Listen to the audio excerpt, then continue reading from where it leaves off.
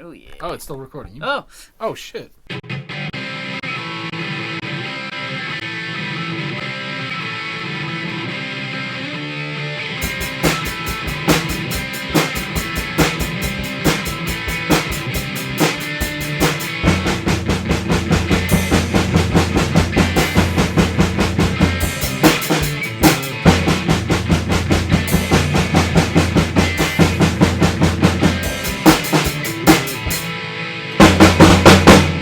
Hello, everybody. Welcome back to another episode of Jeff and Collin in the Morning, where we are your hosts, Collin Peters. And Jeff Manfred.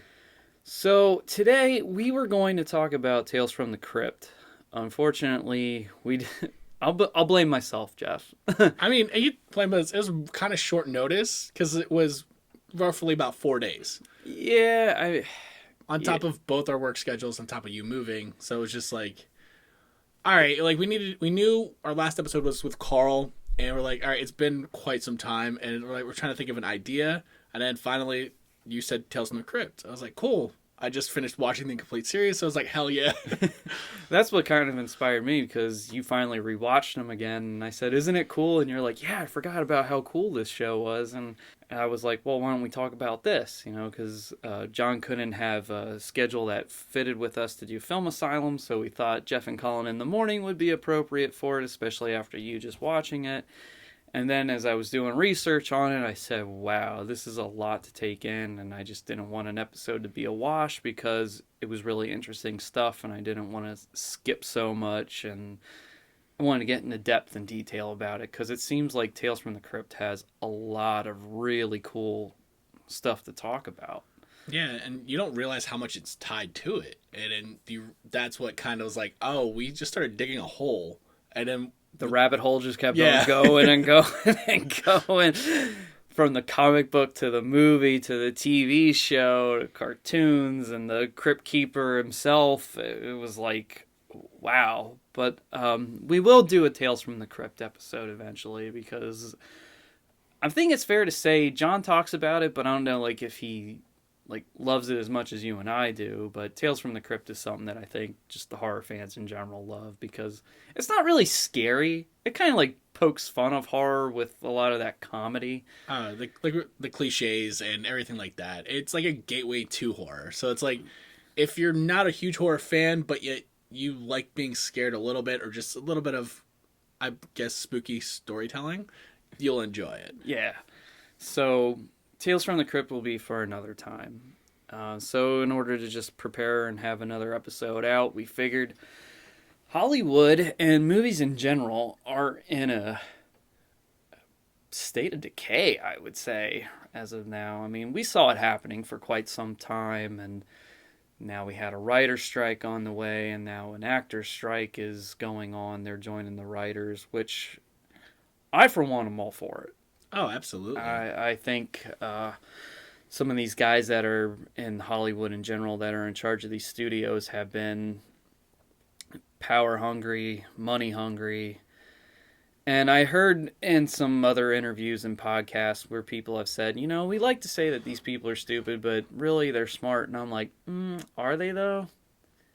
Because when was the last time we've had really good original material that made us jump to the theater, that's been marketed differently to say, hey, isn't this new piece of art really cool? When's the last time we even had a real movie star?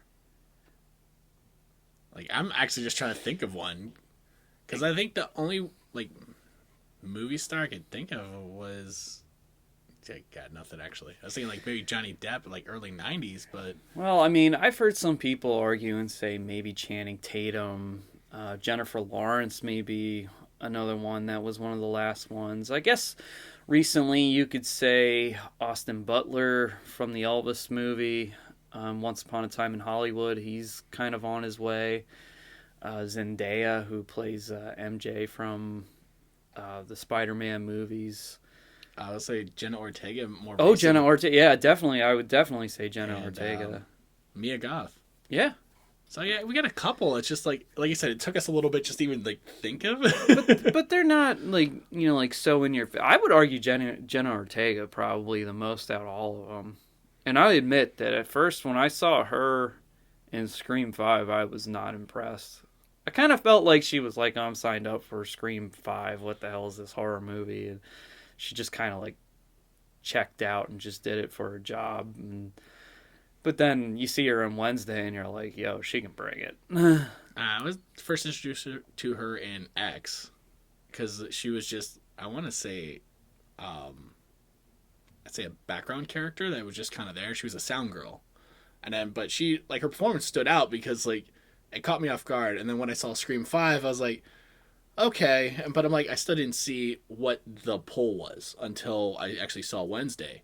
I'm like, all right, now I see it. She can actually hold her own. And it, Oh, totally. You know, she carried that show. I mean, everybody. I think everything with Wednesday was just great, and it even brought back Tim Burton. It was like that's what Tim Burton needed. He needed a good shot in the arm to just be like, okay, let's go back to my roots and do what I do best. And for a while, he was ready to do an Addams Family thing. I think it was going to be like a claymation animated movie at one point. Then the CGI thing came first or whatever, and I think he wanted to do a live action movie, or I don't know. I just remember him talking about doing an Addams Family thing, and it just didn't work. And then Wednesday came around, and I think it was actually the writers of Smallville who created Wednesday and presented it as a Wednesday character and said that they thought, hey, Tim Burton would be right for this, and reached out to him, and he said, yeah, let's do it. I think this is a great idea. that actually makes sense.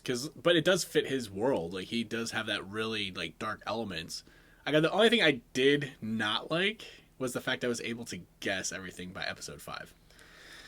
You know, I used to be that way, and then I just try to like let it ride because I want to have fun with stuff anymore. I don't want to get involved with the detective aspects of it. I just want to be a fan that watches stuff, and I know so many people that gotta break it down, and like you said, you guess and everything, and it's like, you know what? I just want to unlock that part of my brain and just say, no, I'm just watching it. I'll take it as it comes, and then do oh, okay, yeah, this goes here, that goes there. I remember that in episode 3 or something. Well, I was trying to do that. My brain was just like, hey, this over here doesn't add up, and this is too much. Well, stop it. I can't. So, yeah, I mean, and speaking of Wednesday and the way that Netflix has been like really taking off with these streaming services and stuff, I mean, we're not going to be seeing any of this stuff for quite some time, or new productions of things. Anything that's going to be coming out that's new is pretty much what has already been in the can, because the writer's strike means nothing is going on. I mean, Deadpool 3 is going to have production held up, which is a shame because I'm looking forward to that. I think those Deadpool movies are doing something right where they don't take the comic book movies too seriously, but they actually are being more accurate to the comics and bringing the comic to life in those movies than what some of these other places or some of these other studios have been with comic books. I know our friend Troy Schneck would agree because he's a huge Absolutely. X-Men fan, and like he's joked around, said 15 movies and they couldn't even accurately get anything done right once. I also think that's part of Ryan Reynolds. I think he wants it to be a little more accurate than what the other movies were, because I think it's something he wants to make fun of. So, like, if it's Wolverine's finally in the yellow and blue, he can make fun of the fact that they never had it. It's like, it's his way of like, oh, here's a quick jab. Yeah. And I do enjoy that. Like, even the fact that Deadpool 2 is making fun of both Thanos and Goonies in the same movie. I was like, all right. And then he makes fun of himself and X-Men Origins and as Green that, Lantern. just that shitty Deadpool. I think he learned his lesson between shitty Deadpool and X-Men Origins and Green Lantern, which he made fun of in the first Deadpool. Yeah. And it's like everyone has those movies that it's not fantastic and they hate, but it's weird now. Like, I just found out Steve McQueen hated The Blob until later years on, which oddly enough I watched the first time on Saturday. But it was just like finding out that people hated the movies that they started off in and then they kind of grew to love them is what kind of blew my mind. So it's like the fact that even Ryan Reynolds knows that these movies suck, but he's still going to make fun of them, but it's still like he's embracing the fact that they do suck. Steve McQueen I can understand because at that time people were acting to just act for a job. You know, we live in a a franchise world and series nowadays.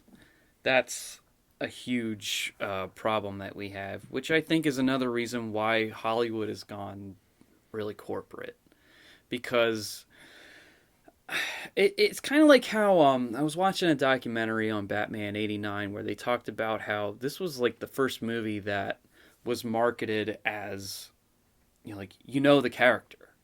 It was kind of like a sequel without it actually being a sequel. People knew it from the TV show, which was a huge phenomenon in the 60s.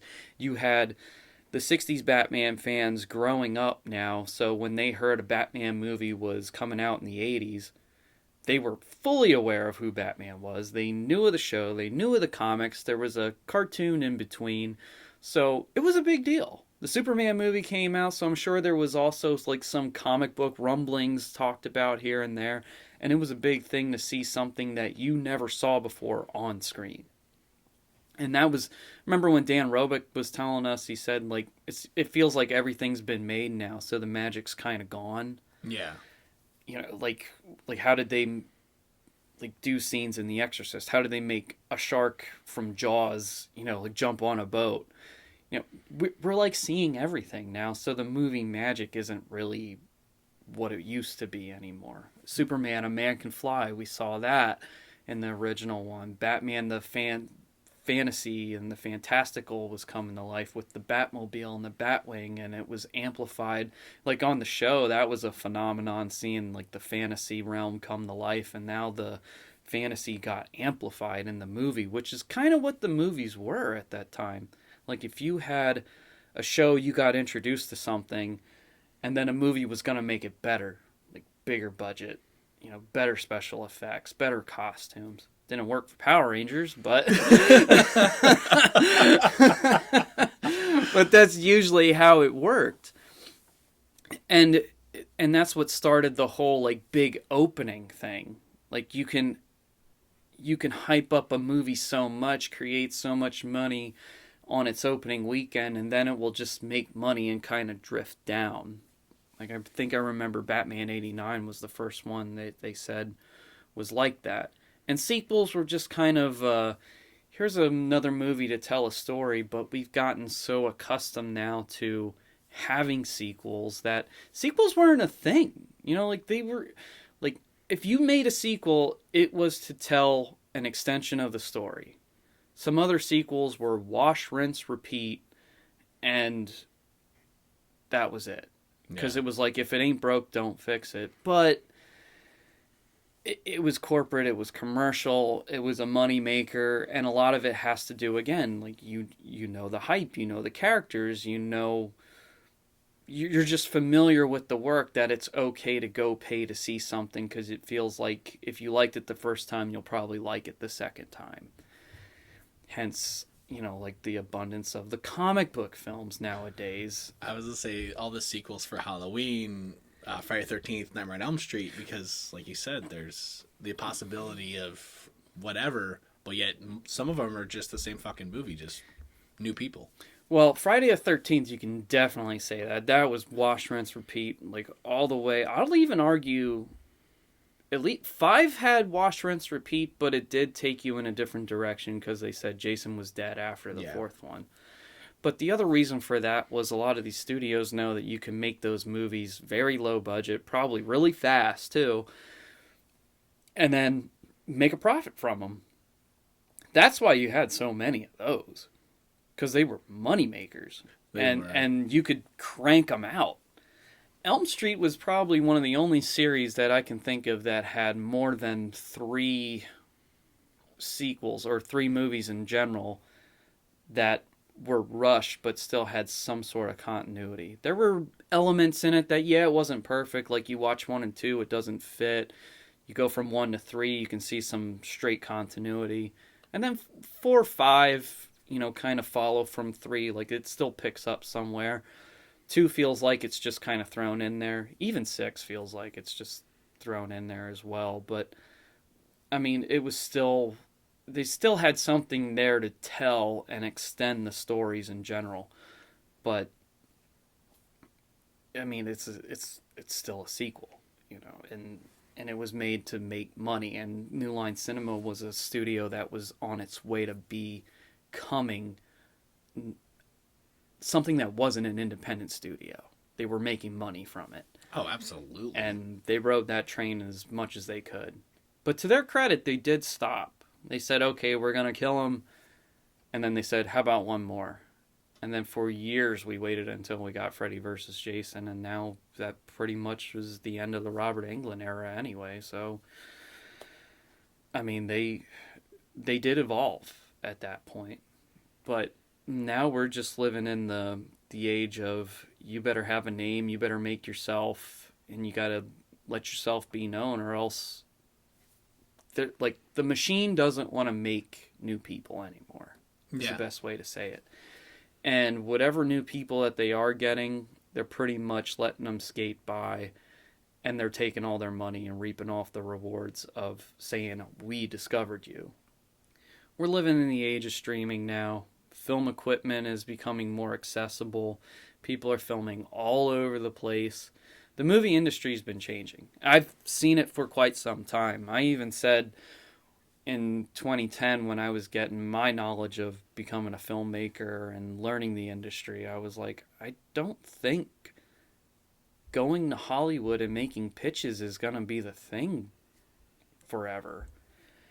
I think there were even talks about, at the time, they were saying maybe we shouldn't be having movies that are brand new coming out into the theater, that we can probably have them come out on your TV and you can order them through your satellite or, you know, your internet provider. And I think guys like Christopher Nolan and Ridley Scott and Steven Spielberg were fighting it because they said the theater experience is what people are actually going to see. I mean, John was the one who mentioned that quite a bit, and it's like I've seen movies both at home and in the theater. Like, I get the theater experience, but it's like you can spend the same amount of money at home and still enjoy the movie. You don't need to have some asshole talking through the movie, be on their phone. Yeah, and I'm like, it's not an experience anymore. It's becoming annoyance. Yeah, it's, I mean, and I blame society for that. You know, like, we have everything to have that we can use to go and get away and just have a good time. Like, remember when we saw The Dark Knight in IMAX? There was somebody who was literally on their phone throughout that movie, and we're like, we're trying to watch this. Yeah. Like, why are you even on your phone at a movie that you paid to see? Yeah, an exorbitant amount of money. And at an IMAX theater yet, you know, you go to see like an extraordinary experience in theater for that. You know, you're getting a bigger screen, you're getting better speakers. It's just a different type of theater experience when you go see IMAX. And somebody's on their phone, like, talking. Yeah. Like, what the hell are you doing? I mean, I think the last movie I actually watched in theaters was Evil Dead Rise. And that was the first time I actually had a really cool experience, because it's a fifth in a series or whatever, even a reboot. To me, it's a fifth in a series. But watching new horror fans' reactions to stuff I'm already just kind of jaded to, and I'm laughing. I was laughing in the theater quite more than I probably should have. I just happened to look over. There's two girls sitting next to me. They're hiding. They're hiding under their shirts and their hands. And I'm like, that was the first time I've ever experienced that. And I'm like, oh, wow, I'm that fucked up at this point. Like, horror movies do not affect me. And I'm looking at them, too, and I'm like, that's what I miss. I miss that stuff. And I'm, like, looking for that almost a high of getting scared in the theater. I'm like, but I still got that experience, and it was really cool. And I go, but, like, at that moment, I'm like, I'm that fucking jaded with horror movies. I think in computer terms, they would consider us the legacy fans. Yeah. Because we grew up with this stuff. We were all interested in it. And now we get these people. Because let's face it, society now has become very, I want happy things all the time. And we have that, I don't know, I don't want to say it's a right, but it's not a right or a privilege, but we know that, like, we can choose to just say, I'm going to get away from this. You know, like, I choose not to do that. Meanwhile, we were the ones that were like risk takers that said, no, I want to get scared. I want to see this. And kind of like in a weird way, it kind of builds your strength really by taking on some of the scariest stuff. And then like when scary things happen to you, you're just like, Okay. okay, yeah, exactly. You know, you're just, and I mean, and that's life too. I feel like if you're unprepared for scary things, like that's why some of these people, uh, like a harsh example I can think of is like if they start in a gang pretty young, it gets scary. But then if you're just around it all the time, you know, you're immune to it. You know, even soldiers, you know, they're like not afraid to fight somebody because they're trained and they've seen shit that, you know, you and I can't even compare to see. Oh, hell like, no. like a bar fight won't even have any sort of comparison to it. So, yeah, I mean, that's like where we've come from society. So seeing something like that is definitely, you know, like something fresh for us and new for for people who choose not to go that path. And I think a theater is like where it's at for that, and especially with horror. I mean, horror is like a great movie to go, like a great horror genre to go see in the theater because it's all about being in a dark environment where you feel like the doors are locked, where you can't get out, and the sound is pounding and pumping, and you feel it, and it like really gets your adrenaline rushing. A romantic comedy is not going to do that. No. It's like that's a movie that you can stream at home. You know? Ever since they announced that Meg 2 is coming out, this is sounds funny. I don't want to see it in theaters. I want to see it at the drive-in. Not because it's going to be one of those movies that I know the experience of the drive-in is going to be more fun because I know going into that film, I'm not going to take it serious because it's a giant fucking shark and Jason Statham's kicking it in the face. But I was like, that's the only experience I would enjoy with that because at this moment, I'm like, shark movies are fun to watch, but I can't take them too serious. Because, like I said, the last one I watched was Meg, and then I just recently saw Jaws in the drive-in in 35 millimeter. And I'm like, that kind of just sated my whole, like, I want to see a shark movie in the drive-in. I go, my next experience I would love to do is watching the drive-in, like Jaws at a drive-in with a lake. Oh yeah, I've seen I that. would love to do that. I totally would too. You know what I thought would be really, really cool is if Universal Studios still had the Jaws ride. Oh my gosh. You'd watch it in the water on little boats on the Jaws ride. Oh my god, would that be cool? But unfortunately, they got rid of it. I think there's only one in Japan left anymore. Oh wow. Bummer. But yeah, they think they replaced it with a Harry Potter, like an extension of like a Harry Potter exhibit, which I'm sure is still cool. Is it a dragon? I don't know. I know they have like little Jaws tributes there, like Shrunken Heads sing "Show Me the Way to Go Home," and I think there's a fish, like a fish net that was like hanging somewhere on the ride or something. Okay. I think that's pretty cool. But yeah, the state of movies is like we've gone in a direction where it's just really sad because the movie experience is a lot of fun. Like I always loved going to the theater and hearing the projector start up, hearing the 35 millimeter reels going. And I didn't realize it at the time, but I think the digital projection kind of is what started the death stamp on it, really. Yeah. I mean, you can argue and say, well, the concessions are expensive, you know. Driving to a theater is becoming an inconvenience. Dealing with the people and the movie ticket prices are becoming expensive as well.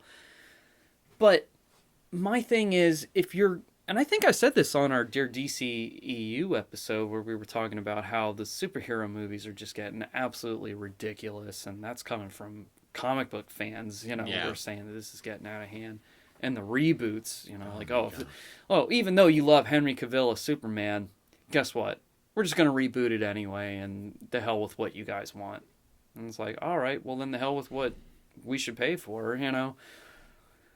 But it's becoming, what are we paying for? A digital projection on a big screen? Yeah. I can get a digital projection on my TV. From my phone. Exactly. You know, you're not paying for film anymore. And film, hate to break it to anybody listening, but film has better resolution than digital. Plus, it has a different feel. So watching, as we were just talking about Jaws, you saw it in IMAX. You got to see it in digital. Me watching it in 35 millimeter, it has a different feel. It does. I remember seeing Halloween a couple years ago in theaters, and then we saw it at the Colonial on film. Now that film reel looked like it. It was loved. Yeah. But to me, I actually enjoy the film reels that are like worn out and love. Me too. Have the cigarette burns, have a little bit of color distortion, because you know these ones been viewed quite a bit. Quite a bit. You know, it's definitely a throwback. I do admit, I still enjoy seeing movies that do have a clarity to them. Like I went up to Mahoning for Terminator 1 and 2, a back-to-back double feature. You really couldn't tell. They were like flawless. Oh, shit. Yeah.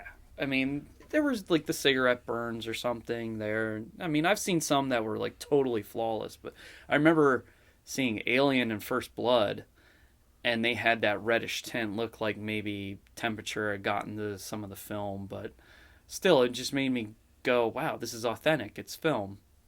And that's what we go up there to see. And I wouldn't doubt that given time, I think theaters are going to die down and they're going to be demolished and taken away. And I think places, like for people who listen, like not in Pennsylvania, you know, we have a place up in the Lehighton area called the Mahoning Drive-In Theater. And then we have the Colonial Theater where The Blob was filmed with Steve McQueen. And they play retro 35 millimeter movies. And I think that might be the way of the future, is you're going to have to start going out of your way to go to these places and say like, oh yeah, this theater was preserved and we play like the old film and this is where you get an old experience, and then it's going to be like a museum. Well, back in the day. I think that's the way movies are going. I mean, even the Colonial has the old theater, but it also has two new theaters for newer movies. So it's like it has the best of both. Which is good because they have to adapt. You know, I know Mahoning says that they do digital if they have to. And I love that they still do the 35 millimeter. And honestly, I still think it's good that they do the second run, because I think the second runs are more appreciated. And I mean, first runs now, like, what do we have that are worth going to see anymore? The last couple of movies I saw that were first run were very disappointing. The last one that I saw first run was pretty recent, and it was The Flash. Okay. And pretty much the only reason why I went was because I'm a big Batman fan, and Michael Keaton's my Batman, and he came back after 30 years. That was the only reason. I knew he wasn't going to be in the whole movie. I had enough to make me go, wow, that was awesome. I will say that despite Ezra Miller's bullshit, great performance. I can understand why the movie bombed, though. I mean, it was a good movie. It was a fantastic movie, actually. Not the greatest I ever seen of all time, but it was worth going to the theater for. Okay. Compared to other films. But when people are sick and tired of comic book movies lately, sick and tired of the DCEU constantly screwing up and saying, well, here are movies that we're releasing in theater to get more money, but we're rebooting them and they're just going to be a one-off. Who cares? Yeah. Like, why should anybody go? I mean, I had a gift card and I put it towards The Flash, so I was like, well, got to use it for something. So that's how I played that one off. And 3, I mean, Ezra Miller had issues that people didn't agree with. And that's the other thing. People are rebelling more nowadays. I mean, it's become sort of political and sort of we're tired of being felt stupid. You know, we're tired of things we don't agree with shoved down our throat, and we're tired of companies and studios and corporations saying we'll pick and choose people. Like, how come somebody like I remember when the DCEU said they were going to reboot everything, they got rid of everybody except Ezra Miller. They said we're going to probably keep Ezra on and continue some Flash stuff, but you're not keeping Henry Cavill, who everybody loves and is our Superman now. Yeah. Why? I mean, the laundry list of shit that Miller was involved with was atrocious. Now, get help, get better, cool. But I think some sort of punishment instead of reward should really. Like, I just don't agree with it. I think what they cut him out of the Fantastic series, and that was about it. Come on, they dropped Johnny Depp quicker than they dropped Ezra Miller. Okay. Yeah, you're right about that. And that's pretty fucked up. That is pretty fucked up. I mean, yeah, that Johnny thing was another story. That's too. a shitstorm, literally. Yeah, just and that's just it. I think that's another thing. How many more times do we got to hear about these actors being entitled and still here's another $1 million for this. Here's another $1 million for that. And what about the people who are working, trying to make a name for themselves? You know, and they're suffering too from this strike because there are a lot of people who aren't A-list celebrities who don't get paid that money, who are still members of that union, and now they're getting screwed. But at the same time, I say, hey, stay strong because you guys still earn every right to this too. Absolutely. I did hear that, I don't know for sure, but I think the Screen Actors Guild isn't the greatest union I ever heard of. I mean, I don't really know what entails a great union. I never worked for a union, but it's definitely something.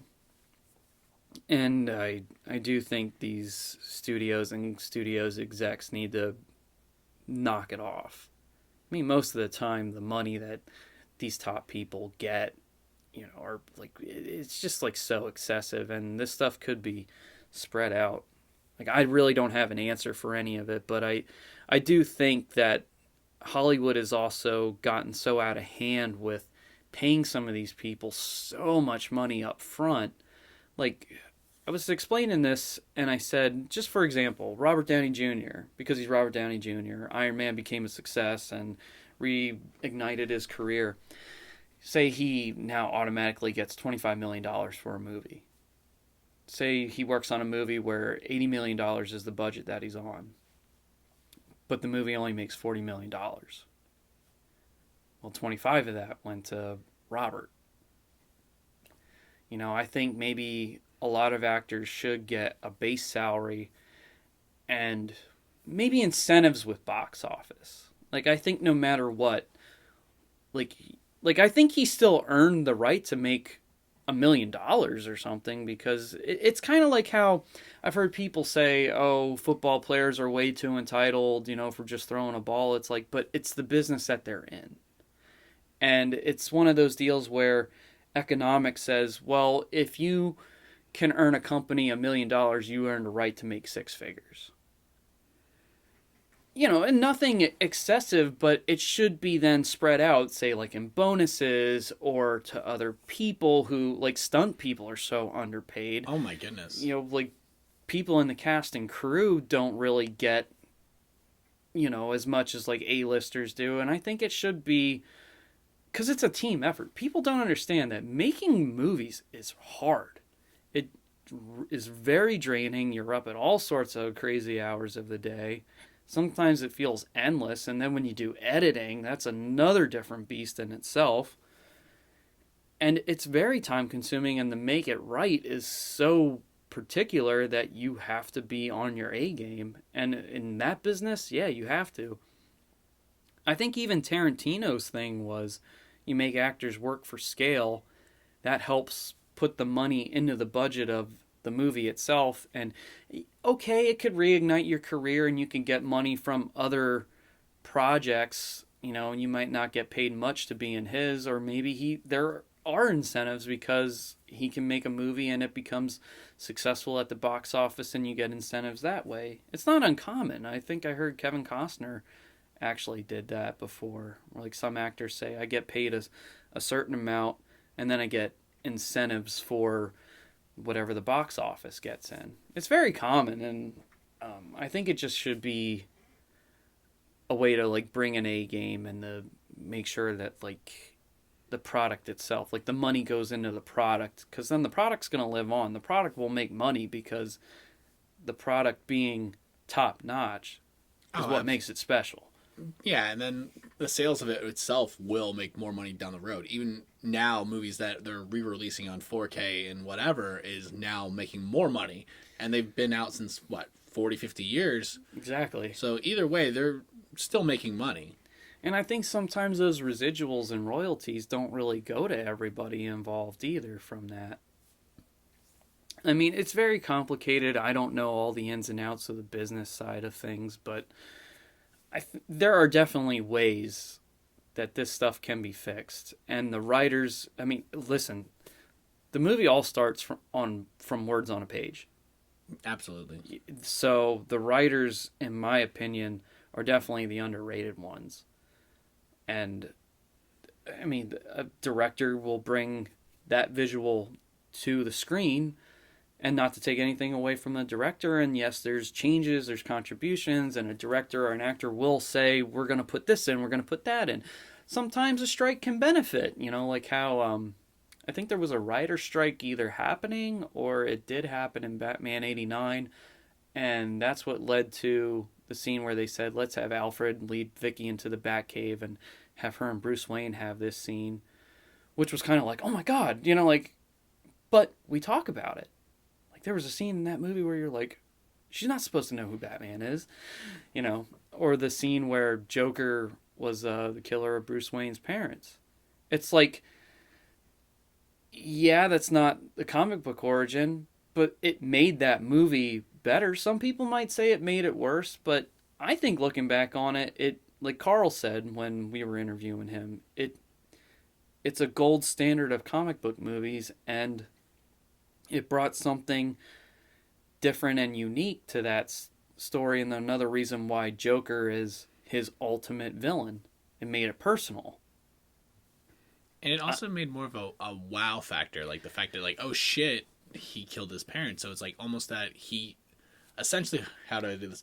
Joker created Batman, but Batman created Joker type thing. There's the line in the movie, I made you, you made me first. Exactly. So sometimes these strikes can benefit in a way. Deadpool 3 kind of has me worried because the writer strike said that Ryan Reynolds can't improv. Oh, shit. Yeah. But that is ultimately who Deadpool is, so some of that shit can hinder and... So that's going to be tricky. But now, with the actor striking, maybe now this will bring everything to come together where the writers and the actors will all come to an agreement. And now when they pick up filming, they can probably come back to what they do best. Yeah. And he can probably go back to improving, I'm sure. As you're talking about stuff that gets affected, like, take for instance, I'm a huge fan of Mystery Science Theater.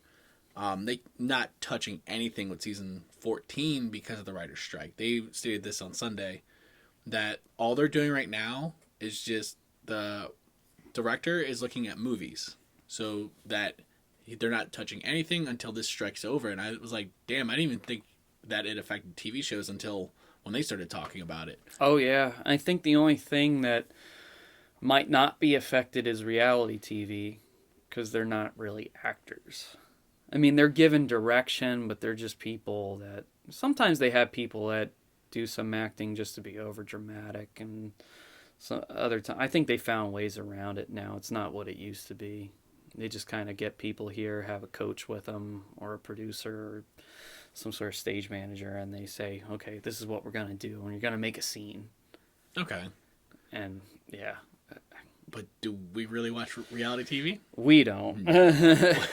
I mean, it's fast food TV is what it is. Like people who do watch it know it's junk, but it's a guilty pleasure stuff. I don't judge them for it. I certainly have my guilty pleasures as well. It's just not for me. I mean, although every now and then I do watch them with Jackie, and I'm like fuck Tom Sandoval and Vanderpump Rules. Go Stassi. I don't even know what the fuck you're talking Exactly. I know. Even I sometimes go, "Wow, what have I become?" But I was talking about that with her, where I said that a lot of these series have become a new thing where people like to sit down and, because it seems like books haven't really ever gone out of style, and a lot of these series are basically that. Movies were made to be one story, and that was pretty much it. And then, like I said before about the wash, rinse, repeat. Like, look at Jaws. I mean, that was definitely a series that shouldn't have had any fucking sequels. And wow, Dude, I'm a sucker for Jaws 3. I know you are. It's just because, so bad. It's hilarious. Yeah. Not even that. It's the fact that it's in SeaWorld, okay? That's what got me. I'm like, SeaWorld, fucking giant shark, and then in 3D. But you understand what I'm talking about. And you being a Superman fan, you know how bad Superman 3 and 4 are. I mean, Richard Pryor alone in Superman 3, it didn't even help the movie. And then, what is it, Atomic Man in Superman 4? Ugh. I mean, it didn't even help us. Superman, was it Returns? The hell one with Brandon Routh? Yeah, which apparently was a sequel. Yeah, I think it was supposed to be something that continued the Christopher Reeve story. And that's the other thing I never understood was sometimes we would have things like Batman Returns, for example. You pretty much had all the makings in there to be continuous and have continuity, and continuity really wasn't there from Batman 89. It was almost unrecognizable. I think some of the shit in The Flash was actually more recognizable. Like the Batcave looked like Batman 89, and Wayne Manor at one point when the two Barrys go through the armory, you see the old armor, that Bruce Wayne had, and expands a little bit more in Wayne Manor. And I mean, not that now, I didn't hate Batman Returns at all, but I liked that Tim Burton made it his own thing, and I think that was going to be the future of Batman movies had he continued. It was going to have more of that look, which was fine.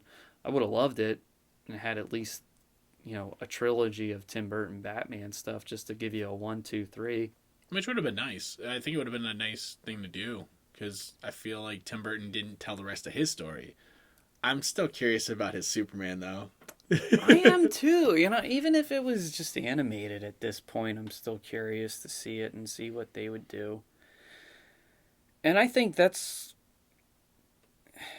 we're at the point now where these series, like, we can see that a franchise we love can work as a TV series. Chucky's been working as a TV series. It tells a story. It gives you some horror effects and still can be kind of scary and pushing the edge, but it's on Sci-Fi or something. So they're USA Sci-Fi, so yeah. They're very limited into what they can do. But Bates Motel, I thought, was another good one that told an interesting story on the Norman Bates and Alfred Hitchcock Psycho tales. I mean, even the Hannibal series, that took some liberties, but yet it was still expanding the characters. Exactly, and we're at the point now where we have more than just HBO and Showtime to do this stuff. Like Dexter was a great series that told the story, moved it on, wasn't all wash, rinse, repeat. Oh, I got this guy, wrap him in saran wrap, look at what you've done, and now you die. There was a new theme every season, and it changed. Yeah. Breaking Bad was another show that, was like kept you on your toes every season, and it pushed the envelope to the extent of where it wasn't so PG-13 all the time, and you're like, damn, you can get away with this on AMC. It was wild. I think you could totally do that with A Nightmare on Elm Street.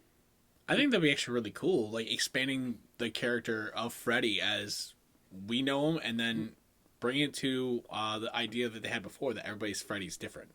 And you could tell so many stories with that, and like you said, change him up, make it, or he can be in a dream and say, this is how you see me, but really this is me, sort of. Because if you get a movie like that, you're going to feel like you're getting ripped off. You're going to feel like it's a Halloween Ends or Jason Goes to Hell, where it's like, well, it's not Freddy fully in this. And then imagine how many more victims you can kill and new characters you could bring in, how many more dreams and special effects you can do. I mean, take for instance the end of was it Freddy's Dead? Like every street has an Elm. I mean, every city has an Elm Street. I'm like, yo, that right there opened the door anywhere. And I'm not talking about like Freddy's Dead. I mean Freddy's Nightmares. No, that no. TV series. I mean like an actual Nightmare on Elm Street series where it's Freddy Krueger doing what he did in the movies. Yeah, it would be cool. Like you said, something new. But I think I'm kind of curious about that. Was it Crystal Lake show? But See, I'm not. Yeah, I feel the exact same way. I don't know how much you want to expand on. It's all about Pamela, right? It's more about a prequel with her. I think her and then like young Jason. Okay. But they're keeping everything kind of close to their chest because I guess with certain things with that lawsuit kind of are tying their hands. Yeah, there's that. Another thing I wanted to say about that is they can't drag it out too long. Because we only know so much about it, and there's only so much that you can see from her that she goes crazy and that the kid can get picked on. Yeah, and they might be able to introduce the family, but other than that, it's like, would you need to? Exactly. I think the dad would be like the only thing that I could see that they could touch on base on. And that's where a show would really help you. Because you only get an hour and a half in a 2-hour time span in a movie and a series. You could give them more. Yeah. I mean, like you said, Chucky did it. You expanded over the course of 8 episodes, like showing more with the voodoo curse and how much he's actually spread himself that thin. So it's like, it's cool seeing, like you said, something new over the course of a season instead of, like you said, hour and a half. Here you go. Get the fuck out. Yeah, it tells one big story, and I think 8 episodes is more than enough. Like an hour of 8 episodes, that's really good for telling a story, really. And I think as a society, we're starting to get used to it because Netflix is popping out like 8 to 10 episodes, and that's it. And it's like, where before you're getting 13 to 24, and you're like, ugh. Most of the time, stuff like that was the sitcoms, which I can understand, because sitcoms are pretty much live audience, and you got your sets, and it's I don't want to disregard the quality of them, but it's like live theater just being recorded, basically. When you're putting in a production, it's you're setting up lights and scenes and sets, and you make sure your audio is like perfect. You got take after take after take. Not that they don't do that either with sitcoms, but like I said, it's a little bit more elaborate live theater is what it is, and you can just crank them out, and you always have a studio there compared to, well, we got to shoot on this day because this set's available. There's a lot of factors that go into a production of a series that's non-sitcom and a movie production. Getting the actors, getting the crew, equipment, props, costumes, stuff like that. And that's another thing that's time consuming with it. But it seems like that is the direction where things are going. Like, we go back to Wednesday again. I remember they said they wanted a studio, and they were going to give Tim Burton a studio that was going to be super small, and they said, no, we need, like, a lot. Yeah. Because, you ever see a Tim Burton production? Like, even in Tim Burton productions, there's Easter eggs for other Tim Burton productions. Shit, there's probably something in Wednesday that kicks back to the, like, 60s comics or the old cartoon, the fucking old movies. There's something there that we're probably even missing just after first watch. And that's the thing. Like, certain things need a little more space than others. Mm-hmm. And like you were saying even before, like certain shows taking animated route. I would say take, for instance, them doing that new Gremlins show. That actually expands the mythos of the Mogwai. I had no idea about that. HBO Max has it. Funny thing is, Thea and I are watching it, and she enjoys it. And I'm laughing more of the mythos itself because like they're going into different monsters per episode that actually want to eat Mogwai for power. Well, that also makes you appreciate a movie more then too. You know, I mean, like I said, the TV show for Batman created more marketing for Batman 89. The Teenage Mutant Ninja Turtles cartoon created marketing for the live action movie. And when we went from a cartoon to a movie, that movie still to this day has some of the best special effects, and the costumes are unbelievable. You felt like those turtles were real. There was Oh, no CGI in that. those turtles have not been matched since. Even in Turtles 2, they have not been matched. Like, even those you can tell weren't the same thing. And just the feel that the original Turtles had, it, yeah, to me, it's timeless. Oh yeah, I agree. That's why I keep watching it. I mean, there's not even a bad special effect in there. Like, as much as I love Batman 89, I can point out like you can see like what's a model, or when the shields go on the not the Batwing, the Batmobile, and of course, as Carl said, the animated scene where they deleted him out and changed with a cartoon version of Batman. But Ninja Turtles is like flawless with that. You know, like another one that I usually said was Terminator 2. I felt like that was pretty much like a flawless, you know, piece. 4K kind of ruined it though, because you can kind of see like the makeup pieces glued on Arnold now, because everything's just so pristine as far as a picture goes. And I'm like, no, this was my go-to movie to be like, this is flawless. Mine was Back to the Future until I saw it updated, and then you could see like makeup lines, and it's like that's the downfall of us. Like, oh, we want the next step in the evolution for movies, where like these movies are made in that gritty film, and it makes it look beautiful. And CGI kind of ruins it. I mean, there are times where it's useful. Like I heard Steve Barron, the director of Teenage Mutant Ninja Turtles, say, I would still use the costumes on the actors, but I would CGI the faces.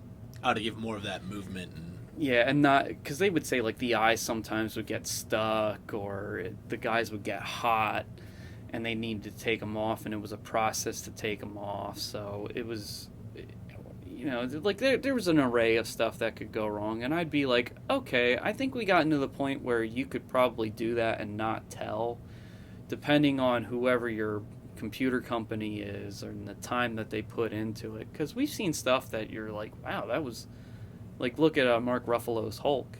You know, there are times like in his face you can't tell it's really CGI. We know it is because that's not Mark Ruffalo, but they do a really good job at it now. And in some ways, the CGI has kind of killed the movie experience as well, because that movie magic is gone. Like I said, it used to be, how did they do this? Before jib cranes, you know, like until Rocky, they developed a way to do the motion camera where people could hold a camera and find a balance and make it steady. That's why it's called a steady cam. And you're in the ring and you're doing the shots. You're going around and it's steady. It's not handheld. He's running up the stairs and the guy's running with him and the camera looks completely balanced. You know, when they didn't have that in The Exorcist, they had to create a hoist, you know, to say, okay, we're going to follow you up the stairs. I was thinking the POV shot from Black Christmas. The dude was actually wearing the camera. See what I mean? And, you know, like a shark in Jaws, that would be totally CGI now. Would it be easier? Yeah, but it also creates a lack of enthusiasm, I think, from the actors too. Like if you'd actually see an animatronic shark there, you wouldn't actually feel a little bit of a threat or some sort of authenticity there. I mean, I'd feel a threat from that shark, especially how many problems they were having with it. See a CGI shark? Nah, it just wouldn't be the same. Then it'd be Sharknado all over again. Oh, God. But that's the way it's going. Like I said, I feel like theaters are going to be demolished and on the downfall soon, unfortunately. Movies in general might be. It might be like TV shows that were part of a movie series might be the way that everything's going. Now that everything is streaming, it kind of opens the gateway for more things. Yeah, I don't think it's a bad idea to do streaming because, like I said, if you were going to tell us a sequel, it was going to be to continue a story. And the problem with constantly continuing, is at some point it has to stop because the production value becomes way too much. And if you don't get the returns back, then it's not going to go well. And then it makes you question or leave you open-ended with something. You know, we've had it happen so many times where we said, I wish, like you said, you know, I wish Tim Burton would have felt like, I wish Tim Burton would have done a third Batman so that we would get one, because it feels like we didn't have a third and final one. We got robbed. We did get robbed. We got robbed with Henry Cavill as Superman. You know, we should have had more of him, and now it's just, the answer to everything is reboot. Yeah. Reboot. Why? The one surprising thing that has been coming out more and more, the fact that we're getting Beetlejuice 2, 35 fucking years later? I'll take it. I know. Out of all things that we're getting, that Tim Burton is doing, we're finally getting that sequel. And I'm like, from what I'm seeing, like all the pictures, I'm eating it up because it's like I was never expecting it. I thought it was a fucking pipe dream at this moment. I agree. I thought it was too, and I heard some of the sequel ideas before. I just was like, I think this is where one and done is good. And then again, you know, that continued with a cartoon, and that's what kept more of the love going. Sometimes it's those other shows. Back to the Future had a cartoon series. Whether they were good or not is another story, but, I mean, we had other mediums that continued and lived on. Like, I would have loved if we would have had a third Ghostbusters movie with the original guys. I mean... Like, in the early to mid-90s, just to, like, give more of an ending. I mean, technically, that's what that game was the third movie. They took a lot of storyline from it to give us what we wanted, and it was expanding the universe, but yet kind of still fulfilling everything that was there. And it was a nice way of when they did Afterlife, here's the rest of the story, and on top of, here's a new story. And it felt like that. If anybody plays the game, or if you go on YouTube and watch the game, it really does feel like a third movie. They expanded more on their lore. They created new weapons. They fought new ghosts. They even brought more into the Evo Shandor story, which I thought was really cool. And in this, they finished Shandor and Gozer in Afterlife, which I thought was really cool. Yeah, and it felt like if you were a fan of the original two movies, you'll love the game, and it was a nice segue into Afterlife. And Afterlife being now going to be the new trilogy, I feel it's going to be a nice thing for our kids. So it's like, we fell in love with Ghostbusters 1 and 2. Our kids hopefully will like these Ghostbusters movies just as much. Because as much as I was excited for 2016, it was a cool movie, but it wasn't amazing. It was cool. I'm just happy fucking Ghostbusters, alright? Best part about it was Chris Hemsworth being possessed by a wimpy ghost. That was the best part. And that's all I'm admitting right now, because that's for another time. Yeah. Yeah. Oh man. But once again, like you said, it's another bunch of sequels that we're getting. There's nothing really original coming out. No. I mean, it's just as bad in any genre. We're on Fast Furious fucking 10 or Don't 11. I never got into that series. I mean, we have 6 Jurassic Parks. We have, I don't even know. Fucking my range totally drew a blank. But it's like, even in the horror world, it's the same thing. Halloween's on, Halloween 37? I don't even, it's just, it's bad right now. It's bad because, like, the most original idea we got was a fucking killer mime. And that's going to get plagued with sequels now. Yeah. Past that, it's like, you're looking for something original, you're going to have to look. You're going to look long and hard, but it's in the independent circuit at this moment. I think the thing that will bring more nostalgia back to movies, and I know you and I have talked about it because we've been in the process of script writing and, stuff for our own sake, is probably some tributes. You know, people will watch, like, what we contribute to a project and say, well, we took inspiration from this and from that. I think we're getting to that point where nostalgia is the key to movies surviving, even if it's just for a little while, because it seems like it's on life support now. And I feel like Hollywood again was what kind of killed itself. I mean, they added. I mean, let's face it, they added political agendas that people said, I don't agree with this, so why should I support it? And they said, well, screw you, we're still going to put it out. And people rebelled. I mean, we're seeing it all over the place lately. Like, stop shoving your stuff down our throat because we're not going to buy it. And I think that's the thing. Once they started making political assumptions up forward, we didn't need that. It's like no, you hear it on the news, you hear it every day. You don't need it. You don't want to pay for it yet. Yeah, we go to movies to escape, not get shit crammed down our throats. Yeah, like people said, Top Gun Maverick was a movie that you just went, saw a movie, had a damn good time. It was a great movie. Oh, you actually saw it? Yeah. Oh, cool. Yeah, I saw it in the theaters. It was worth it. I mean, I'm not a Tom Cruise fan, but I will admit it was a damn good movie, and there was a reason why it made $1 billion or whatever it was. And yeah, but also it was made before 2020, I think. So before all the political stuff was like really getting crammed down, you know. And I mean, and movies also aren't just strictly for art, because I've seen movies that were just nothing but art, and it's like, whoa, you know, you're not going to attract the right crowd, you know, with it just being art, and then be like, it's art. I mean, we also saw like horror movies that didn't know how to be horror movies. They couldn't tell a story. They were loaded with jump scares. You know, it was just sequel after sequel, or they had too much gore. You know, like people just are.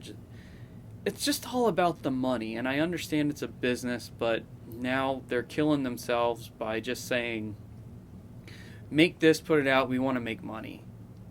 And it should be, take your time, make a product right, but it's not doing that. It's gotten to the point where we're desensitized to horror films, so you kind of have to make it a horror comedy, or the key to anything is being entertaining. It's kind of like a comedy movie. Like, you can watch, say, a movie like Birdcage. Like, it's a funny movie, but even after a while, the laughs, you get used to them after a while. But you can still watch it and go, this is enjoyable. There's family values. There's, you know, a unity and a coming together and an understanding. Rocky Horror Picture Show, you know, like we talked about that. Like, it's so damn out there, but, you know, that's a perfect example of tributes from other things that became this weird satire amalgamation, and it became its own thing. And technically Tarantino even said that I rip off other movies and put them in mine and create my own thing from them.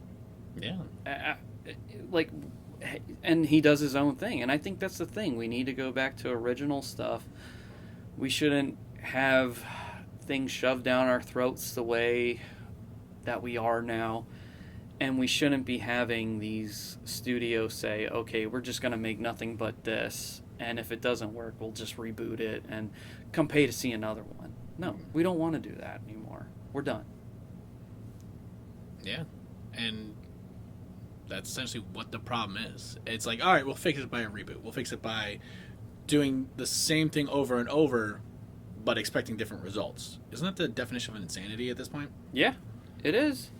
And that's what we're lacking in movies, is originality. I think the last original movie that I saw, but like you said, a little on the artsy side, was The Menu. And it was different horror film, and it was not anything I expected. It's like something new. But it's, like you said, there's nothing new coming, and it's just, you have to look. It makes me appreciate the originals more, too. Like, I was thinking about it a while back, and as much as I love the Dark Knight trilogy, as much as I still enjoy Batman vs. Superman and Man of Steel, but I still say, you know, there's something about, like, the original Christopher Reeves Superman and Batman 89 that, to me, is just, are still the best. Maybe because I grew up with them, but there was something unique and different about them that I still see that these newer movies kind of feed upon, and it's the times that they did. Like Dark Knight will never really. It's kind of like saying this comic book from the 40s compared to the 80s, which one's better? Well, how can you really compare that, because these are two different time frames. Like I was telling Jackie, I said, if I was going to make a Batman movie, I'd probably make one in that took place in the 1940s, because that's technically where this character came in the play from, and people didn't see people running around in a bat costume, so they're supposed to be scared. You see somebody who's, 6'2", 225 pounds, looking like a demon running around after you, and it's going to kick your ass. Yeah, that's going to scare you, because at that time you're still thinking religion and some other thing. Now we're like so desensitized to this stuff. It's kind of like that first scene in The Batman with Robert Pattinson where he walks in and he looks ridiculous. Like armor-plated suit with a cape and a mask on, and that guy goes, "So who are you supposed to be?" And like you watch Batman '89, he spreads his cape open, and these guys fucking run. They're scared.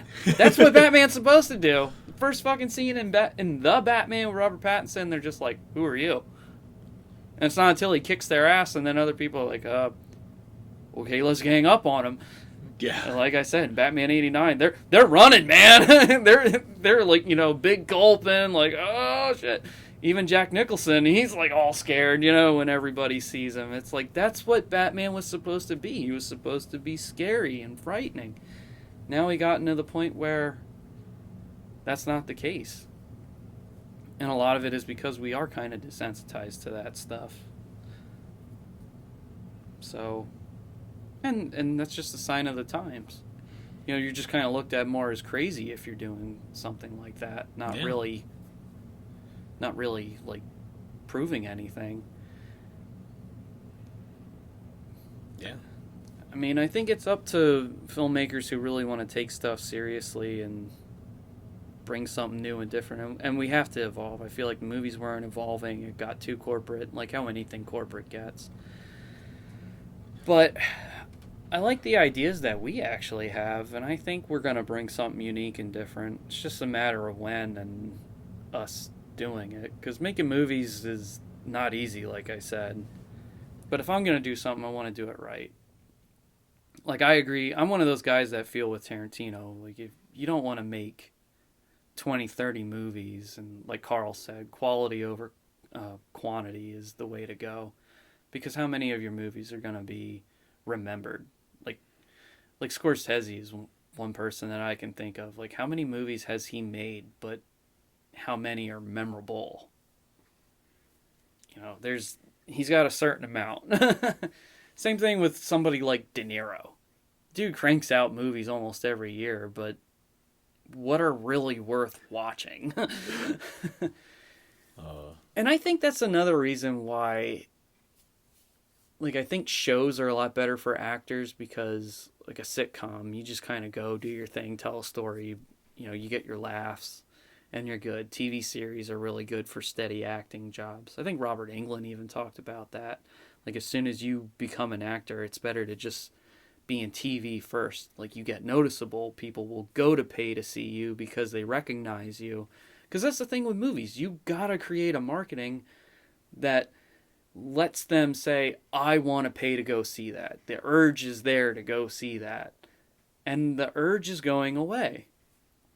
And also, I blame, in a lot of ways, I kind of blame us, the fans, for that, because, like, Batman vs. Superman was a good example of it. People didn't realize that was more of a tribute to fans than it was a non-continuation of The Dark Knight. People were saying, how comes Christian Bale's not back? Well, it's being rebooted. Well, I didn't know that. Hell, actors like Michael Keaton and Michael Shannon didn't know what a multiverse was when they were saying, hey, do you want to be in The Flash? But I get it. Yeah, they were like, oh, well, how are you going to do that?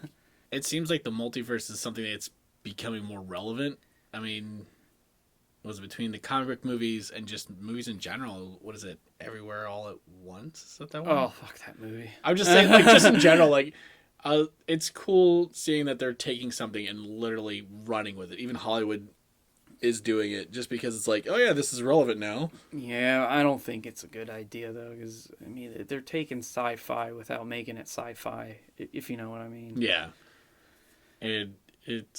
And that's gonna it worked for Marvel and DC because it's actually in there, but them taking it like through all sorts of lengths for other things, unless they can tell a good story like Back to the Future with it, where they talked about alternate timelines and things being linear and out of sync. Okay, I understand, but now if they're just gonna go ape shit with it. I mean, come on, remember the one with Jet Li and Jason Statham? That was a multiverse right there. Oh. It's we got some interesting times ahead, and I don't know how it's gonna play out, but hopefully we actually get something noteworthy from the strike, and hopefully everyone gets what they need and want, because I know it's gonna be beneficial for everybody. I think it's also just ridiculous because we've had how many strikes now in our lifetime with this, and it shouldn't happen. It shouldn't have gone this way. And some of these CEOs, the ridiculous stuff they've said, I'm just like, they already got like $100 million in investment, so it's not like they're going to be hurting for money if they have to distribute their initial wealth to everybody who actually deserves it. I mean, it's basically turning into slave wages at that point. Yeah. And there are going to be people that hear me and say, I disagree, but that's my opinion, and I'm going to be outspoken with it. So I say to them, hold strong and get what you deserve, because you do. I mean, and people got to push back at their jobs, because if you don't, you're just going to get walked on. And I'm always somebody that says, find your strength, find your independence, be a leader, and make things become better. And I guess that's a way to end the show in a way. Absolutely. I'm on a good note. Yeah. I mean, I don't really know what more to say. The future looks kind of grim for films and theaters in general. Like I said, I think we're on the verge of theaters being kind of retro and it being a rare occasion for things. I don't know if our kids or grandkids or something are going to experience what we got to experience, but there are pros and cons with the home stuff, and I think certain movies, there should only be movies worth going to the theater for. Oh, absolutely. And I think we're at that point, which is fine by me. But I also think we need to have the film experience back and give people something worth going to the theater for. And not putting things down like Movie Tavern or AMC, where now they serve alcohol or they'll serve you food. But I think we do need to evolve theaters in another way and create more of an experience or atmosphere again. Like Mahoning and Colonial, they have events. Yeah. Which make it fun. It make you want to go to the theater more. Like Freddy Fest, you get to pose with the Boiler Room and JT Mills in the Freddy costume. That's fun. They do wrestling shows before wrestling movies. That's fun. Yeah. The vendors that they have, that's, that they're doing stuff that they can do, bringing the DeLorean for Back to the Future, the Batmobile for Batman. They're bringing Ecto-1 for Ghostbusters. That is the stuff that, if you can, the theater experience needs to do that. We're at the point now where being with props and taking pictures, posting them on your Instagram, making these memories and saying, that was really cool to do this. Like the conventions, we meet and greet actors, and then they rent out theaters, play the movie, do Q&As. That, I think, is kind of what still keeps this theater experience alive. Because the film's gone, it's just digital. Yeah. Digital's beautiful, but is it really worth going to the theater for? Unless you really want to see a movie that bad, that's the only way to do it. Yeah. So, I think we're on a new stage of evolution in the business, and we'll see what happens after this strike, because it looks like things are going to be changing, and that's what I got to say. What say you? Yeah. I mean, I think we talked long enough, but but honestly, dude, I'm curious. I'm curious to see what we're going to get now. I think that's where I said this strike might benefit everything. Yeah. Because, like I said, there's too much of the same. But like I said, something new would be nice. So right now it's a wait and see, but we'll take it from there. And with that, we shall sign off. Honestly, we've got a little more coming. We're working on a couple more episodes, so just hang in there. We're trying to get schedules lined up. Yeah, it's tricky, but they're coming. And we'll see how many more interviews we can get going on too, because I know I've been enjoying it. Yeah. Yeah, I think it's really great that people have been coming on the show and like friends of ours or even people who worked on movies and they want to share our stories or share their stories, not our stories. We're helping them share stories. Yeah, I don't think anybody wants to hear our stories. Yeah, no, our stories are old cliche. Absolutely. It's just a couple of assholes talking on it. Absolutely at this moment. But I get a big joy out of doing this stuff. I get a joy out of talking to these people. And if just hearing stories of movies we love is the future of films from the past, then hey, so be it. Oh, yeah, absolutely. I mean, that's what inspired us to do this. And if new movies going forward can't, we'll find something to talk about. That's for sure. Yeah. So, shall we sign off? Absolutely. This is Collin Peters. And Jeff Manfred. Stay safe. Stay crazy. Please, somebody help me. Oh, yeah.